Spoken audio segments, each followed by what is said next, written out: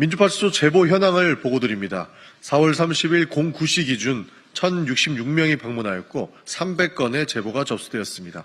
매체별로는 네이버가 25.67%로 가장 높은 수치를 기록했으며 그 뒤로는 SNS 20.33%, 유튜브 11.33%, 커뮤니티가 8%, 현수막이 6.33% 순서로 제보되었다는 말씀드리겠습니다. 이어서 주요 제보 내용을 말씀드리겠습니다. 민주당 이재명 후보에 대한 살해 선동 및 살해 예고글이 유포되고 있다는 제보가 있습니다.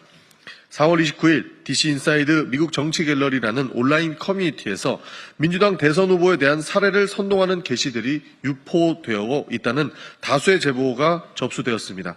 해당 게시글에는 누구 한 명 애국으로 이재명을 살해하자는 식으로 직접적인 신체 위해를 암시하는 표현이 포함되어 있다고 합니다. 또한 인스타그램을 통해서도 민주당 대선 후보 살해 예고가 다수 확인되었습니다. 예컨대 민주당 후보를 비판하는 게시물에 걱정마 내가 죽이러 간다는 댓글이 달리는 등 특정 인물에 대한 위해를 암시하는 내용이 유포되고 있다는 말씀 드리겠습니다. 네이버 증권을 통해 민주당 대선 후보에 대한 악의적인 허위 사실이 유포되고 있다는 제보가 있습니다. 네이버 증권 사이트 내 삼성전자, SK 등 대기업 종목 토론방에서도 민주당과 이재명 후보에 대한 악의적인 허위 사실이 반복적으로 게시되고 있다는 제보가 다수 접수되고 있습니다.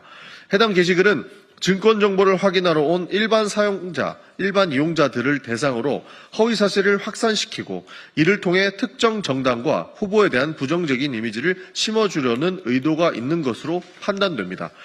국민소통위원회 주요 대응 현황을 보고드리겠습니다. 스카이데일리 제소 및 언중이 심리 결과 등 언론 대응 보고입니다. 스카이데일리는 4월 29일자 사설 이재명 90% 몰표라는 자유민주주의 경고 등을 통해 지극히 개인적인 감정과 근거 없는 예측에 기반하여 사실을 왜곡하는 보도를 하였습니다.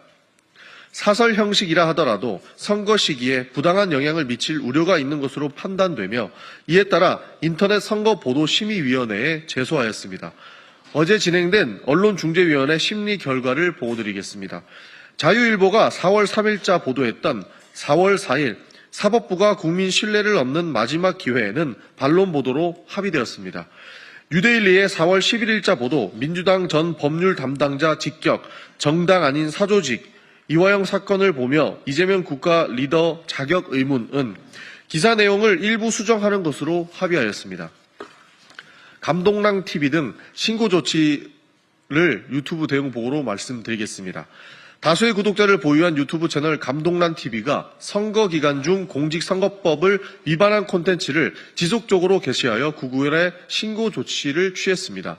해당 채널은 지역 카페로 비자금을 만드는 법, 이재명의 목숨을 노린다면 그건 민주당, 산불 났는데 신나서 잔치하는, 헌재 TF와 이간범 우리법 연구의 카르텔 등의 영상을 통해 이재명 후보와 더불어민주당에 대한 심각한 허위 사실을 유포했습니다. 해당 영상을 통해 감동란 TV는 코나아이는 이재명의 현금 인출기였다. 민주당이 자당 후보인 이재명을 암살할 수 있다. 문재인이 정신병자들을 인권이라는 명목으로 사회에 풀어놓았다 등 근거 없는 허위 주장을 유포하는 동시에 모욕적인 표현을 사용하여 공직선거법 위반 소지가 다분하여 구글에 신고 조치하였고 법률 검토도 진행하고 있음을 말씀드립니다. 국민의힘 거짓말 시리즈 99번째 말씀드리겠습니다. 권성동 국민의힘 원내대표는 지난 4월 29일 자당의 원내대책회의에서 반도체 특별법에 대해 언급하며 우리 대한민국 기업들만 민주당이 만든 획일적인 주 52시간 규제에 묶여 뛰지 못하고 있다라고 주장하였습니다.